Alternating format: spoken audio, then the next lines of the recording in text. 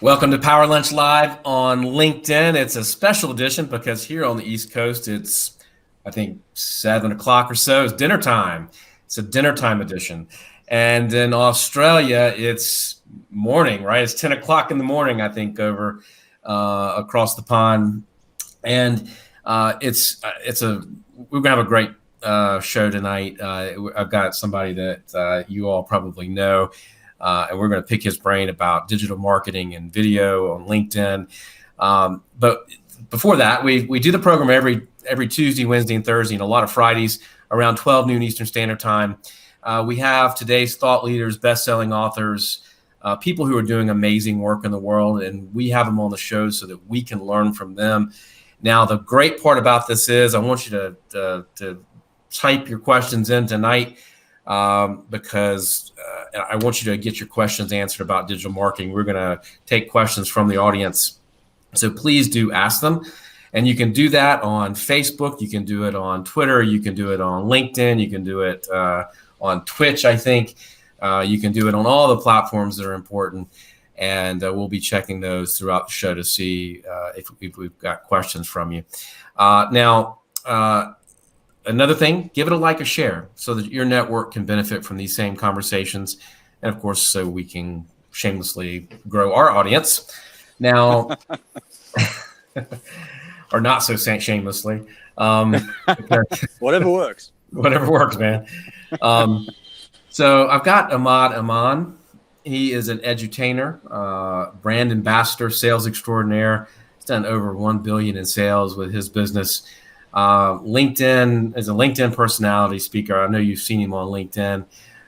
He empowers progressive professionals.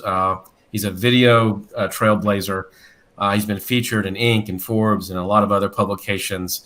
And he's also responsible, or maybe he's kind of co-responsible for with David Breyer, this epic music video. I know you remember from a couple of months ago, 2 million views worldwide.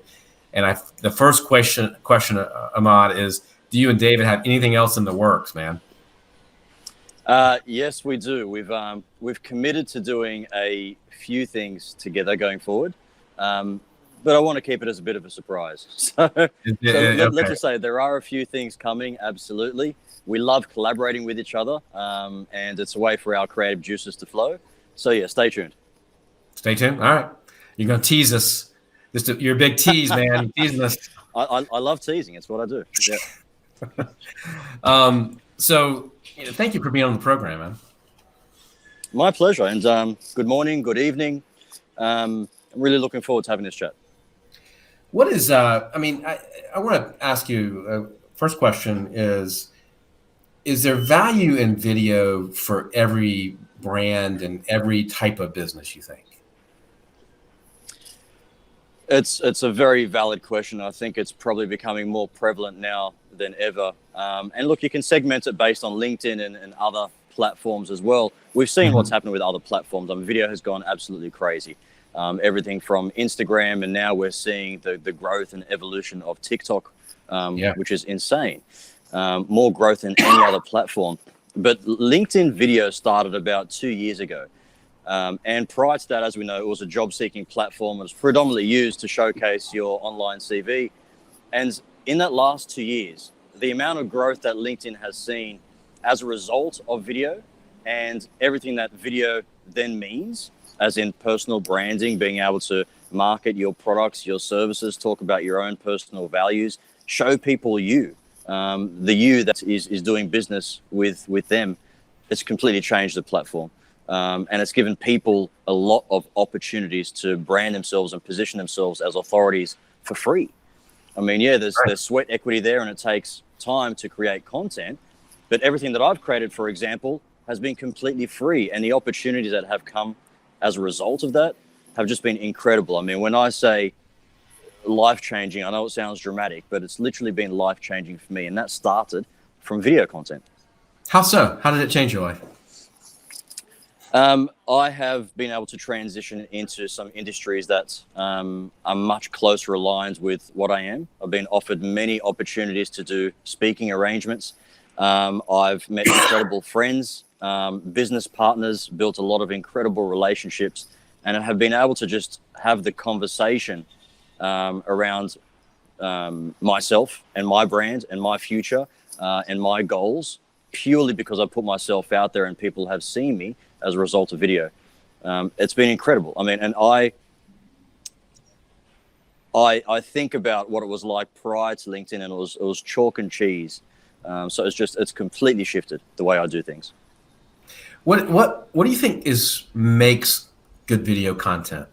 What's the secret sauce? I mean, I consult with a lot of small business, medium-sized small businesses, growing companies, founders who are great at making a product and they're good at what they do.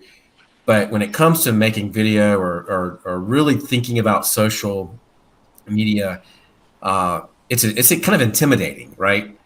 Yeah. And sort of question where to start. What's interesting? What's going to make my company or my product interesting? Yep. And look, I've been doing video now for 18 months on LinkedIn. And people will see my videos now and they look relatively polished, and I speak well in the videos. I'm articulate. I can look into the camera. I appear to be confident.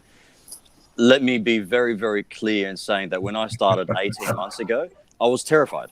I mean, my very first video, just because I forced myself to do it, I was sitting in a driver's seat of my car. I wasn't driving, of course. I was parked. Right. But I forced myself to record this video, and it took me 1 hour to record a 50-second video.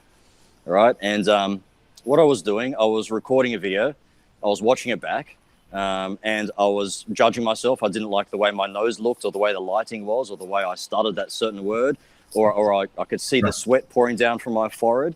Whatever it was, I just kept recording, deleting. And it took me an hour to go through that process until I got to an hour in, and I was like, you know what, this is just the best it's going to get. And in that moment, I realized something that I teach a lot of other people, because a lot of other people have similar struggles in the sense that they don't like video because they hate the way they look, or they hate the way they sound, or they don't want to be judged and what other people are going to think of me when I put myself out there. Yeah. Nobody cares about that. And that's what I've learned. Nobody cares about what you look like, what you sound like. What they do care about, though, is the message. Yeah. All right. So if you have a message and you know it's a message that can deliver value, and it's a message that can actually help someone, your audience, your clients, you've actually got an obligation to put that message out there. Go ahead. No, go ahead. What I was going to say is, that being said, there are some people that have different talents and different skill sets. I learned my skill set was video after a lot of practice. Believe me, I didn't start off that way. There are many people that I know who are gifted at writing, and they can actually better articulate themselves through writing articles or text posts, and that's the way they do their copy on LinkedIn, for example, or other platforms. And that's perfectly okay. It's actually important to lean on your strengths. However, there's something about video that is able to create and build a personal brand unlike nothing else. I mean, it's exponentially faster, right? Because, you think it's is because people can see, they can't touch you obviously, but they can see your face, they can see your micro expressions. They're judging you kind of right then and there on whether or not they believe this content or whether you connect with them in some way. Yeah, and look, I'm not going to connect with everybody. I completely understand that. But I'm putting myself out there, and people realize that you're putting yourself out there. I'm putting myself out there to be judged, for people to give their opinion. But I know that there's going to be a specific segment of the people that watch my videos that are going to like the way I approach things, that are going to like my style, that resonate with who I am and what I do. And that's going to be very, very powerful to come across. And it actually gets to the stage where people will contact me wanting to do business with me before I've even had a chat to them, before I've even spoken to them, or at least want to explore how the business works because they like what I do. And that's powerful. I mean, that means they're already maybe 50, 60% through the decision-making process before I've even opened up the discussion. And that's just because they've researched you, they've looked at your stuff online. And I mean, that's incredible. Yeah, they've looked at the videos, they see the social proof, you know, the following, the engagement on the posts, what other people are saying. And so you're just able to expose yourself to a much wider audience in a shorter period of time. We talk a lot about being genuine. You know, that we throw that word around a lot. You hear authenticity and, you know, authenticity, right? What does that really mean in a video? I don't know if that makes sense as a question, but what do you think that means in a video? Yeah, I think that word is thrown around more often than not, and it has actually lost a bit of meaning. Look, to me, authenticity is really just approaching the video, and the way that you see me in video is the exact same way that I would appear to be if you and I sat face to face having a coffee, right? That's the way I approach my videos. You know, so I'm not putting on some sort of persona or some sort of character to be on video. This is me, and it's important to do that, because if we're on LinkedIn especially, and we're selling ourselves, selling our businesses, selling our services, and people do eventually go offline and have a chat to us, if we're not the same person that's on video, there's going to be a very big disconnect there, you know. So I mean, that's where the authenticity piece comes from, but people have taken that word and given it many other different meanings. It's very simple in my opinion. Is it I mean, what do you think sells? Because if you look at some of the content on LinkedIn now, and I mean, a lot of people, I mean, let's say I'm not the funniest guy in the world, right? And I'm not the Are you sure? Are you sure? Well, it might be, but I don't. That might be debatable. But you know, is it is it about having? Is it like, does humor sell? I mean, what?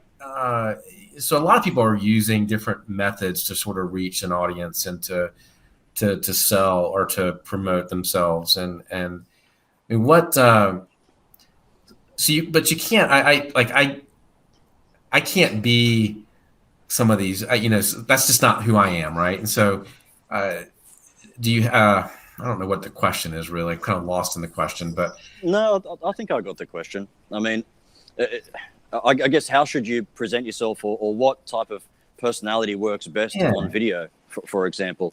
And interestingly enough, I was actually having this conversation with someone just yesterday, because we were speaking about specific individuals and influencers that have done very, very well, and they're all very, very different. They have something very different to offer.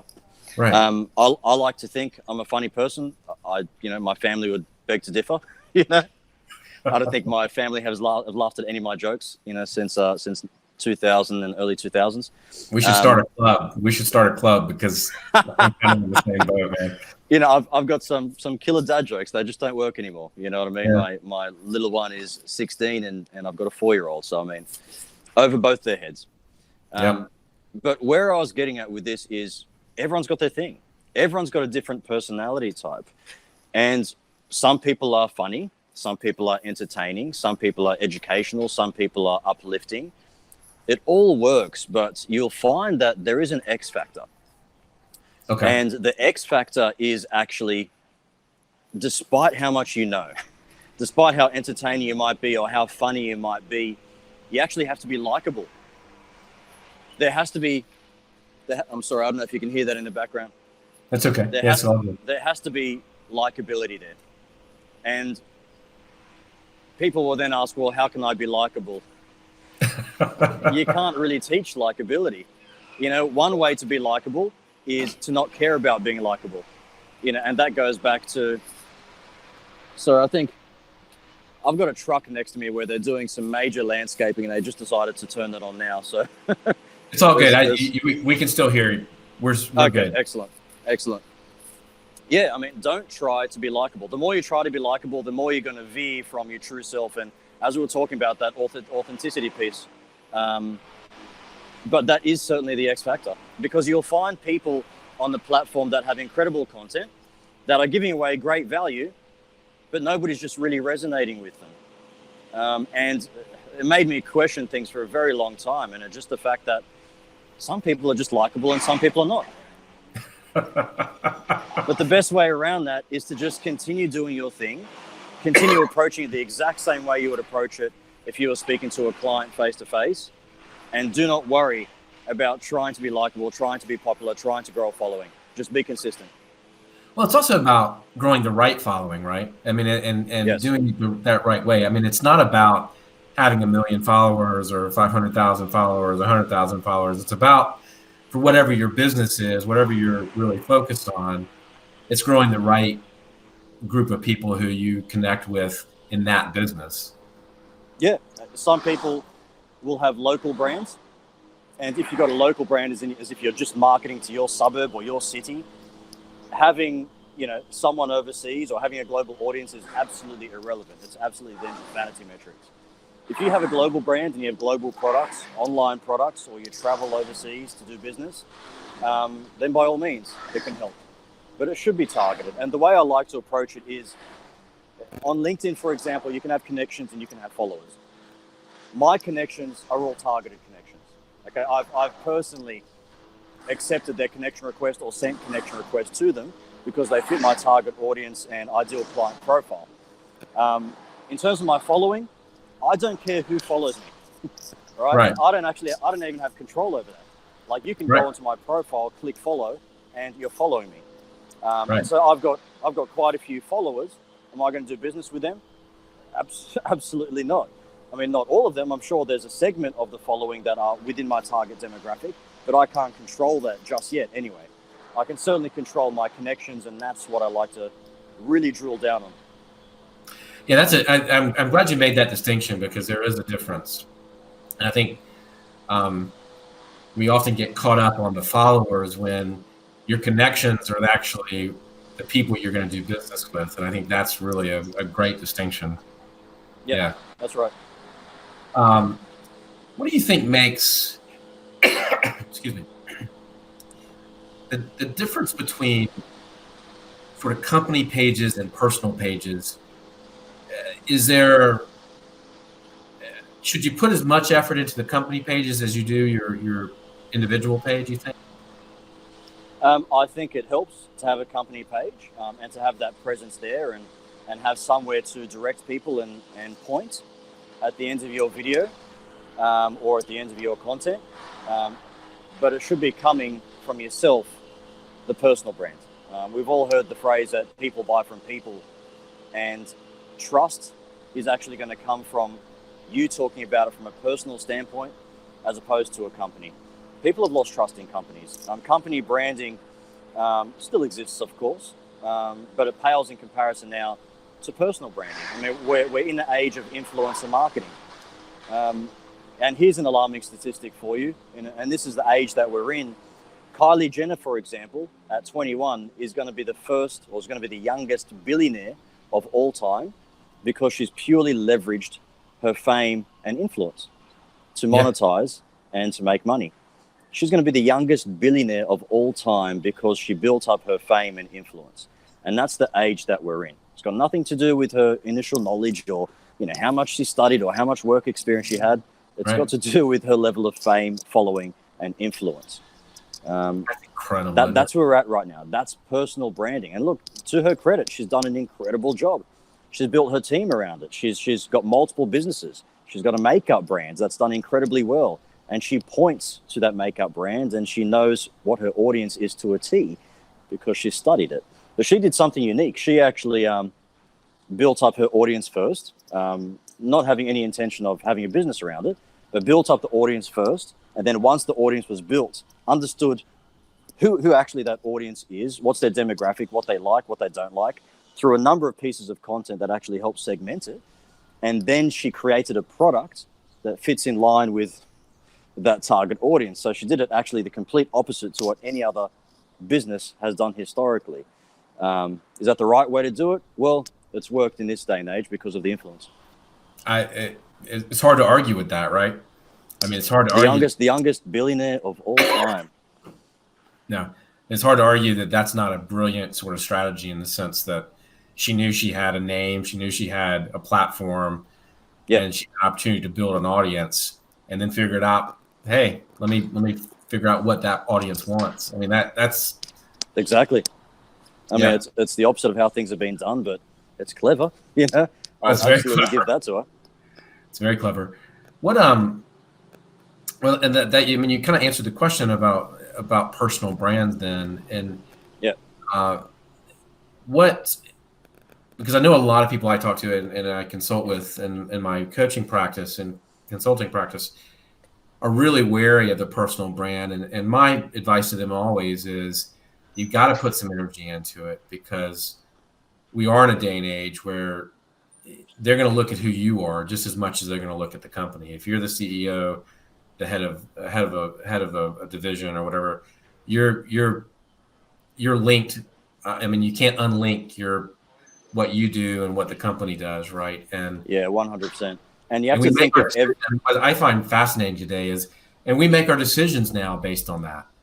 You know, we make our decisions. We There's we places I don't absolutely do. shop. I don't like what the owner does or believes or has said, right?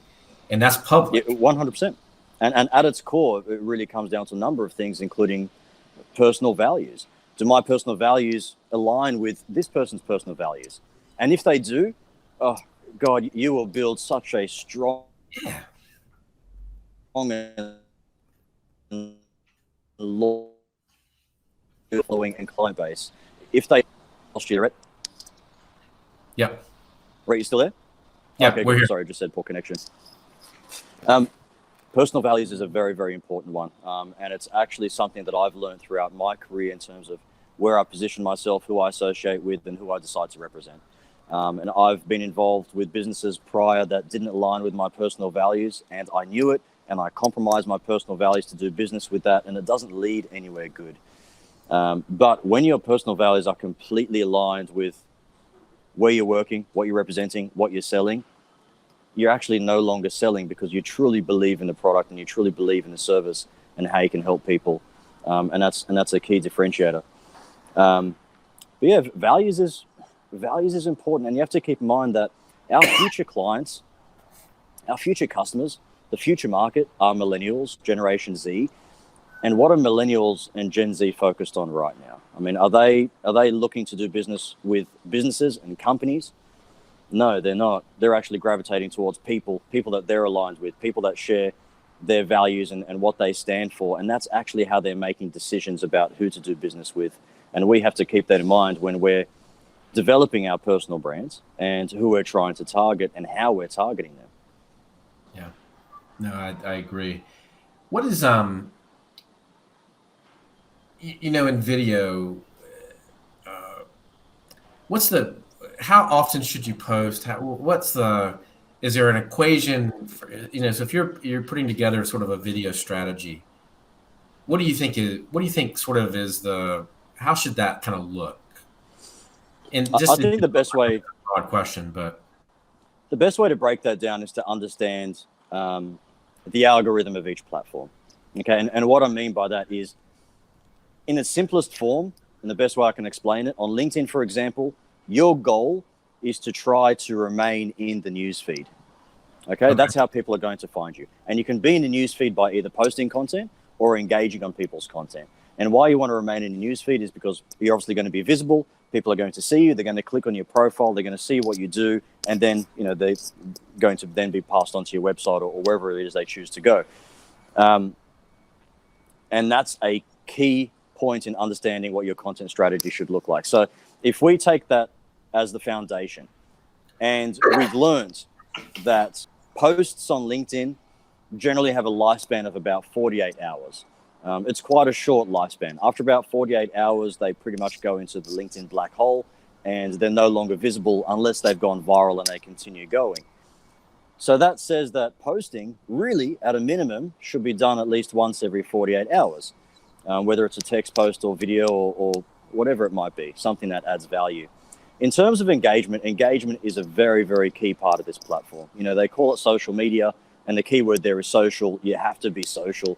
It's a great way to build a community, to add extra visibility, and also have people notice you and notice your brand. So engagement is really just liking and commenting on other people's posts. Okay, and the more value you add in your comments, the better. You know, because if you can add value to someone's comment and that then gets someone to, you know, click onto your profile and view you, it's a win-win. But you can also be strategic with engagement, as in who you choose to engage with.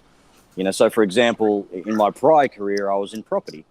I chose, for the most part, to build my following by engaging in a lot of the property influencers within Australia, because that was my target market. So I would leave, long comments on their profiles, and I would gain some of their audience as a result. And I started to do that on a larger scale with a number of different influencers on the platform, and over time, that's how I built my following.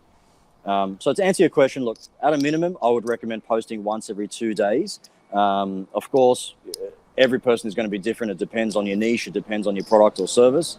And engagement, if you can dedicate at least 30 minutes per day to engaging on people's content, just going into the newsfeed and liking and commenting on people's posts, I can guarantee you the momentum that you build up in terms of traction and following and visibility is going to increase exponentially. And is it, and it doesn't have to be video content every 2 days either. Nope. I mean, it can be written content. It can be other. I mean, it can be text posts. It can be videos. It can be articles. You can post a picture. You can put up a case study of, one of your clients or success stories. The options are endless. But no, it doesn't have to be video at all. I mean, if you want to do one video a week or one video every 2 weeks, it's completely up to you. But again, lean on your strengths. Should you avoid like hardcore selling, you think?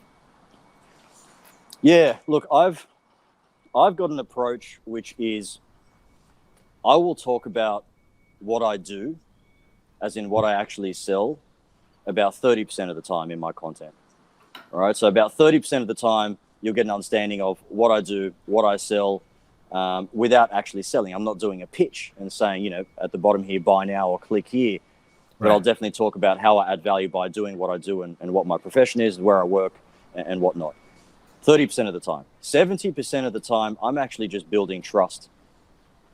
Okay. And that's by posting content that is true to me, giving people a bit of insight into me, being a little bit vulnerable, being human, connecting with people on a different level, talking about personal values, sharing some real life stories, whatever it might be, but it builds some trust, and within that, we might even throw in an epic music video and whatnot, but there's lots of things that you can do. You can have some fun there too, right? Of course you can have some fun. Yeah. That's important in anything that you do. Yeah. For you, how about the live? How about live video? What's your take on, if you could pull out your crystal ball, where do you think live video is going to go on the platform, do you think? I'm probably not the best person to speak to about that. I actually haven't used live myself. I see huge potential in it, though. It's a different way to interact with your audience, and it's a way to interact live with your audience, have them ask live questions. Where I see that developing is I think people are going to take that into more of an educational space. Okay. And some people are doing that now. But what I mean by that is, using live as a platform to conduct live webinars, or give free workshops, essentially top of the funnel stuff that will allow people to see what you do and how you can add value so that you can then potentially do business with them. That's where I see it happening, and I see it happening pretty soon. And there are some people that are actually doing that now, adding value in that respect. But I think it's going to be used a lot more for educational purposes and top of the funnel activity. That makes a lot of sense. Is that something? I think when it rolls out sort of to the general populace, do you see this sort of flood of it happening and using live? Yeah, I mean, in the same way that video became almost saturated. I mean, you go on a newsfeed now, and it seems that everybody's doing video, but there is still a way to differentiate yourself. Within every saturated market, there are gaps, and you just got to find out a gap that aligns with you, something that you can maintain and be consistent with, and go for that. So I think everyone's going to get to a stage where they're going to do live video, but as I say, cream rises to the top. So if you put some effort behind it, and you're adding some serious value, you'll differentiate yourself. Yeah, I think that's important advice. where do you start with and I guess this really just applies to LinkedIn. Uh, is there a key when you're thinking about a LinkedIn strategy? Is there something that you can't not do? Or do you have to sort of, I mean, you kind of hit on it a minute ago, some written content, maybe some uh, video content, multiple types of, is there something that, how should that look, I guess is the question. Yeah, to answer that question, I'd probably just keep it very simple and don't be inconsistent. You know, if you're going to post content and engage and connect with people, be consistent with it. Because when you do, it builds some serious momentum, some serious traction.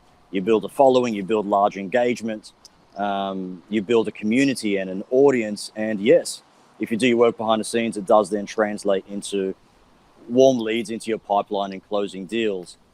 But it requires consistency. You know, and I see a lot of people on a platform that build some momentum, and then all of a sudden they stop posting because of, you know, life gets in the way. I get it. We've all got families, you know, we've all got things to do, and I've been guilty of it too myself, where I've taken a week off, and you know, and then after the week you're like, oh God, I don't really feel like getting back into it. You know, God, I'm just really enjoying not being on social media right now.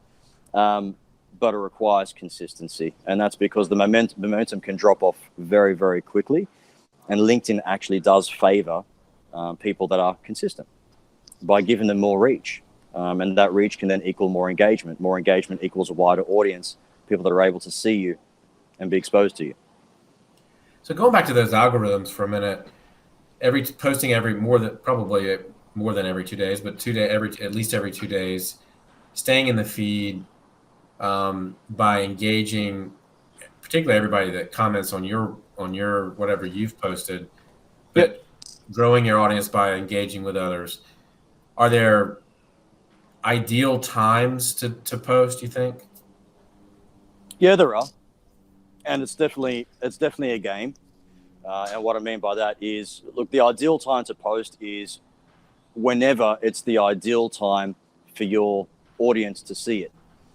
Okay, so again, it depends if you've got a local audience or a global audience. Let's say a local audience, for example. Let's take Sydney, because I live in Sydney, for example. If my client base is in Sydney, I know the most ideal times when they're going to be available to see my content is before work, during lunch, after work, and probably late evening, because that's when they're actually available to look at their phones or, you know, be on a device where they can actually roam freely and engage. So for me, you know, if that's the case, and I've got a local audience, I want to post between, let's say, 7 a.m. and 9 a.m., between 12 p.m. and 1 p.m., between 5 p.m. and 6 p.m., because during those hours, they're either on the commute to and from work or they're during lunch.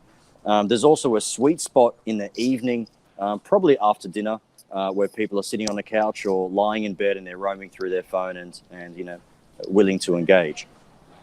That's if you have a local audience. If you have a global audience, things can be a little bit more complicated, and you know, they're probably not going to be as convenient.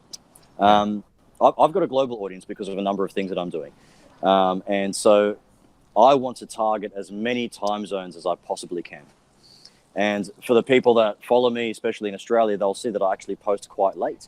I usually post about 10 p.m., for example, 10 p.m. to 11 p.m. And it's premeditated. And the reason is, during that time, I'm going to hit multiple time zones. I'm going to hit Australia, and I'll hit the people that are, you know, going to sleep and roaming through their phone in bed and whatnot. I'm hitting the US market. I'm hitting the Canadian market. I'm hitting the Indian market. I'm hitting UAE and Dubai. I'm hitting many, many different markets at the one time. And what that does is interesting. One, it allows a lot more people to engage with my content quicker, and LinkedIn favors that. And one thing that's important to note is that timing is important, because the first hour of you posting is important. How much engagement you receive in the first hour is going to dictate exactly how far and wide your post goes. Okay, so LinkedIn within the first hour, based on how much engagement you receive, will actually segment your content either into spam or low quality or high quality. So if you post something and in an hour you get nothing, it's crickets, your post is going to be segmented as spam. And LinkedIn is not going to send it out any further or much further. If you post and you get 20 likes, 5 comments, whatever it is in the first hour, it's going to see that it's a high quality post. People are engaging. It's going to then send that to a much larger audience. So in order to gamify the system, so to speak, and I hate to use that word, it's best to post at a time where you are going to get the most traction because people are available to see it. Okay. Right. And another thing that people use on this platform is something called engagement groups, right? And that's a controversial topic to some. There's a big difference, and let me clarify this, between engagement groups and pods. Engagement groups are set up for that very reason that I mentioned, to get people to engage quickly, and it allows your post to essentially get to a wider audience. But there's a difference between engagement groups and pods. Engagement groups are groups of, let's say, like-minded people. They might be my work colleagues. They might be people within my industry, people I've connected with, and I've said, you know what, I love your content. I want to see it more often. Can you please send it to me? And I'm going to send you mine. Let's just support each other. We're in the same space. And it's very, very genuine. Pods, for example, can be taken out of...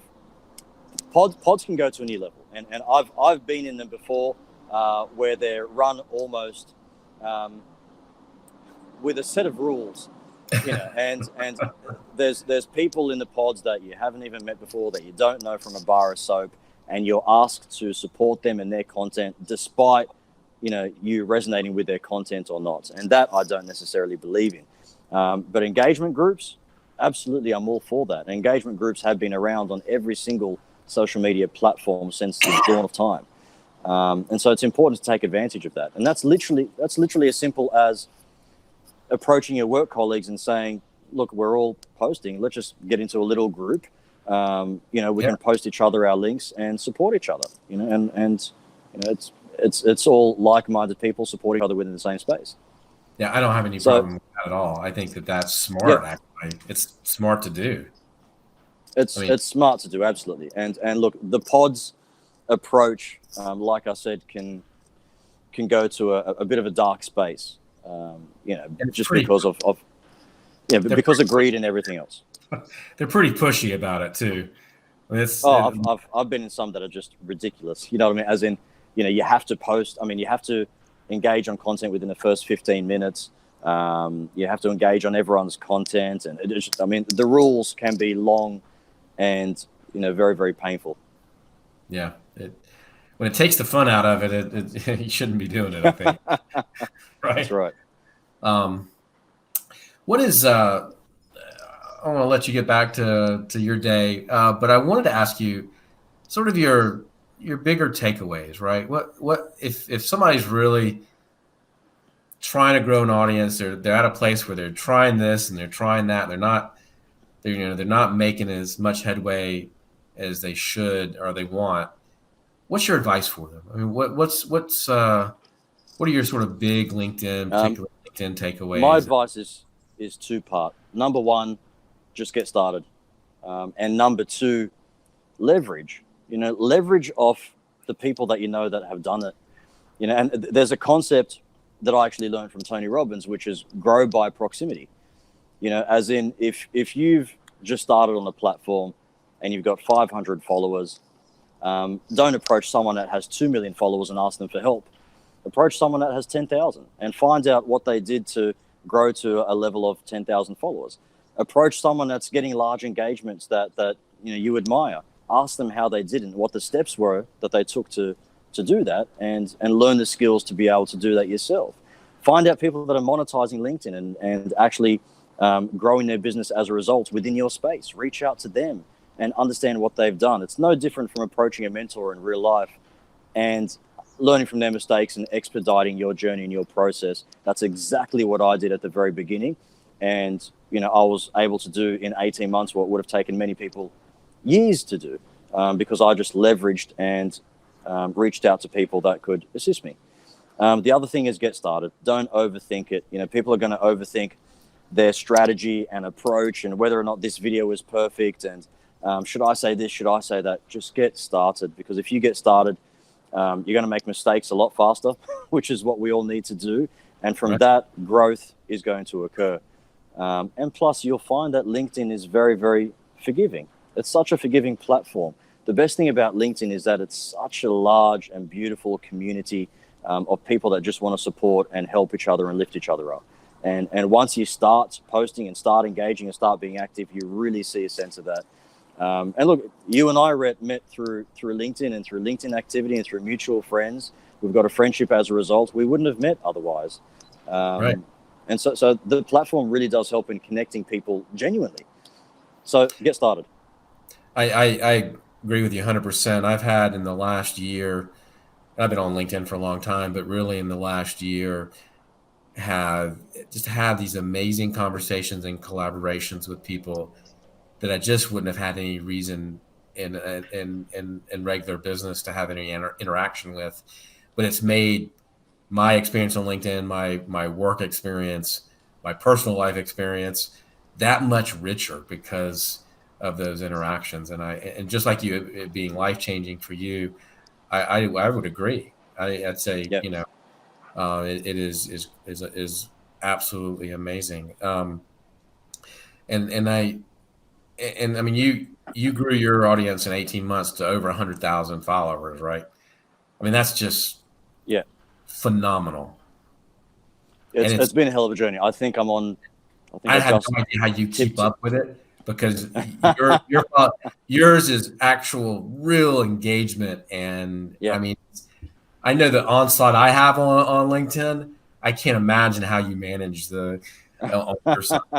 Look, I dedicate 1 to 2 hours per day consistently for LinkedIn. And I do that because it's an absolute investment in me, my brand, and my business. And I've proven that. I mean, I get ROI from that. So for me, it's like another 1 to 2 hours of work. But I'll be honest, I do enjoy it. I love creating content. I love editing videos and doing all that fun creative stuff. It gets me away from, you know, the day-to-day stuff of what I do.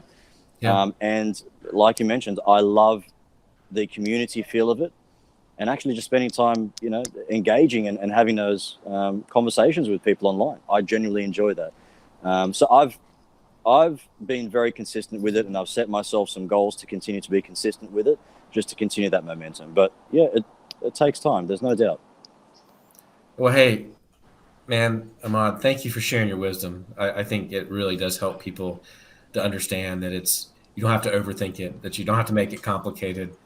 Just Yep. get started. And I love your advice of reaching out to people to help because I think I haven't been turned down for help yet on LinkedIn.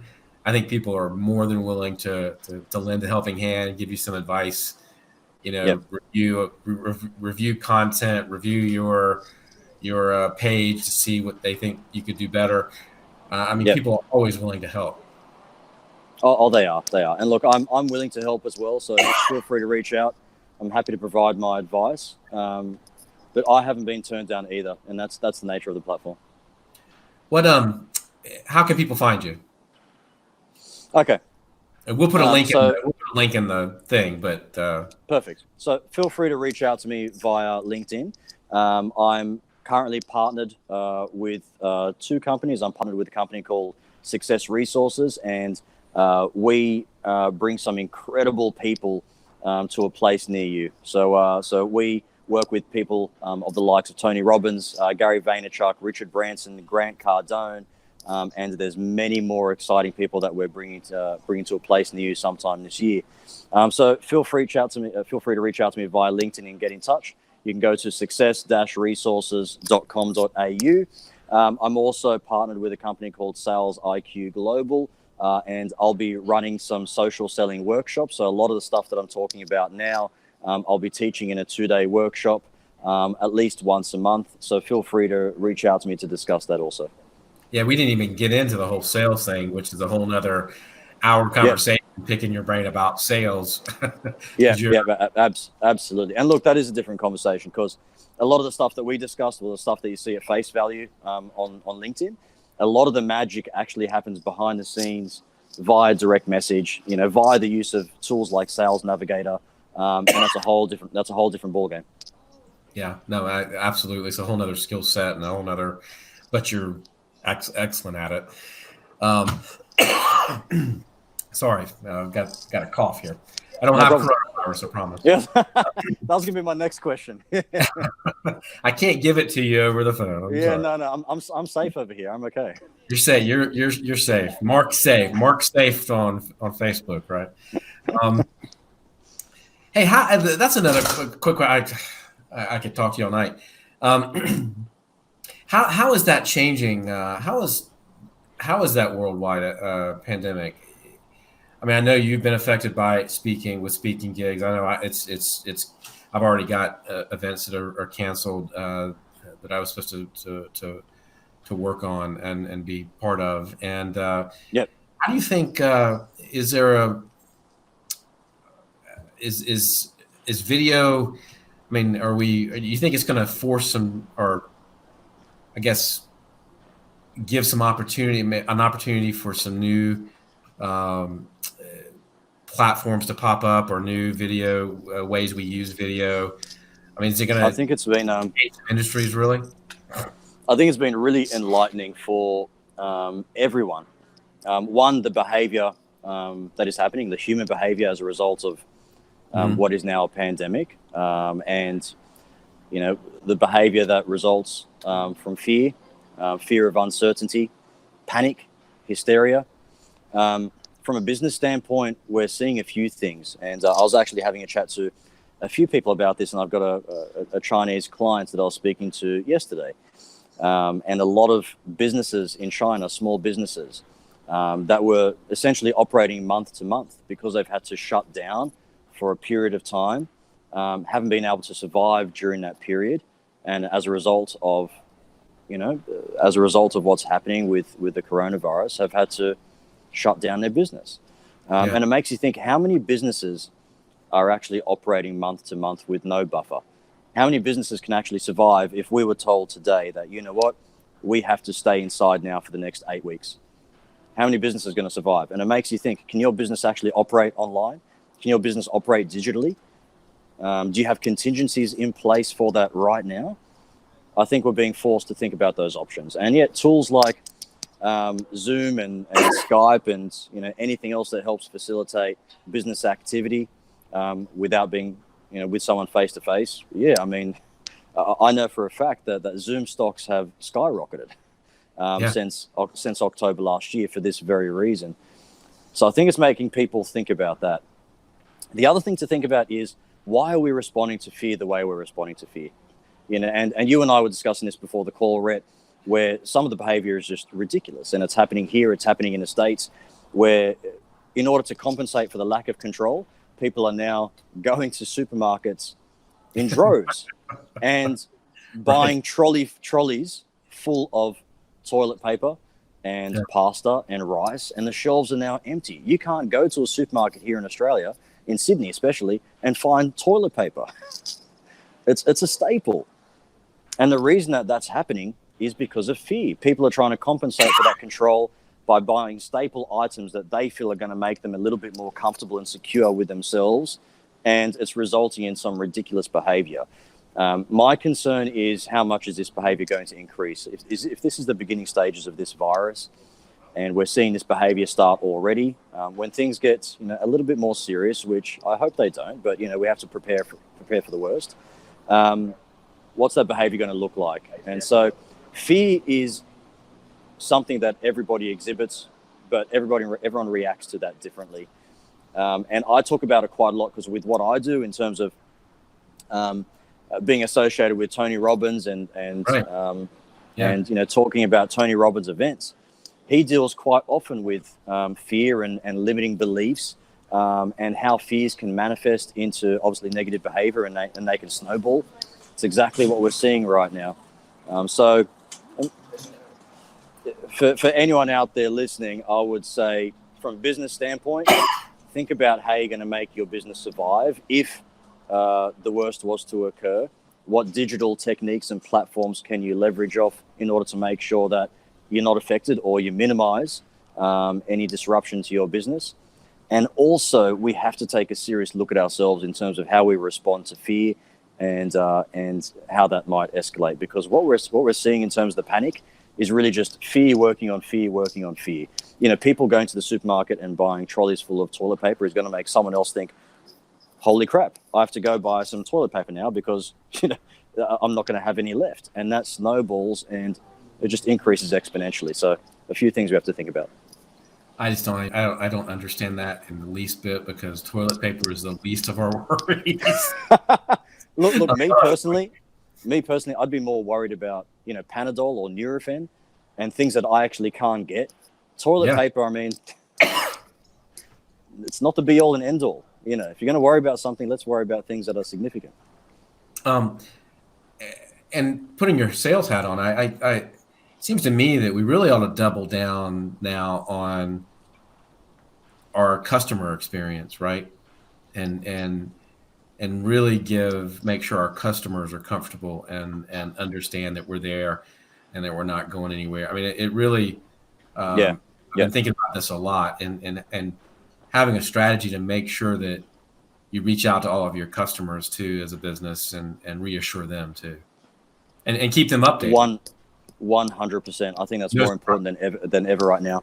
And I think to take the approach, over communication right now is better than under communication. If you're having to reach out to your clients once a day, that's better than not reaching out to them at all. Just letting them know how things, letting them know how the business is operating under these circumstances, what's going to happen over the next coming months, some plans that they have in place. And it's a very, very good time to be community focused, offer assistance, and just be very, very genuine about your experience with what's happening right now.